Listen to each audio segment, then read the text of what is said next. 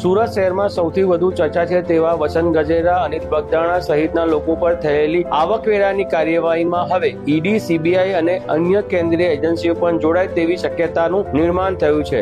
કારણ કે વસંત ગજેરાના પાર્ટનર પ્રવીણ બુતે પીએમઓમાં જે ફરિયાદ કરી છે તેમાં ગંભીર આરોપો સાથે પુરાવા પણ રજૂ કરવામાં આવ્યા છે. હજારો કરોડની ટેક્સ ચોરી અને હવાલાના મામલે વસંત ગજેરા સામે કડક કાર્યવાહી થાય તેવી શક્યતા દેખાઈ રહી છે. પ્રવીણ બુતે કરેલી ફરિયાદમાં વસંત ગજેરા અને અન્ય લોકોએ 2000 કરોડથી વધુના બ્લેક રૂપિયા આંતરરાષ્ટ્રીય કાયદાઓનો ભંગ કરી ભારતમાં પરત લાવ્યા હોવાની ફરિયાદ કરવામાં આવી છે. આ મામલે ઇન્કમટેક્સ વિભાગે સીબીઆઈને ફરિયાદ કરવી પડે તેવા પુરાવા પ્રવીણ બુતે આપ્યા છે, જેમાં માહિતી આપવામાં આવી છે કે મેહુલ ચોકસી અને ગજેરા બંધુ પણ મની લોન્ડરિંગમાં સંડોવાયેલા હોવાનું કહેવામાં આવ્યું છે. સૌથી વાત એ છે કે રેડ કોર્નર નોટિસ હોવા છતાં હોંગકોંગ નિવાસી રાકેશ ગજેરા પણ વસંત ગજેરા સાથે અનેક કંપનીઓમાં ભાગીદાર છે. વસંત ગજેરાની કેટલીક કંપનીઓમાં ભાગેડુ મેહુલ ચોકસી ના 2 નંબરના રૂપિયા રાકેશ ગજેરા નામના ઇન્વેસ્ટર તરીકે આપવામાં આવ્યા છે, જે વાત ખૂબ જ આશ્ચર્ય પ્રમાણે તેવી છે. લક્ષ્મી ગ્રુપ ઓફ કંપનીઝની 45 કંપનીઓમાં વસંત ગજેરા, રાકેશ ગજેરા અને અશોક ગજેરા કઈ રીતે આર્થિક ફ્રોડ કરે છે તેની વિગતો પણ પીએમઓમાં આપવામાં આવી છે.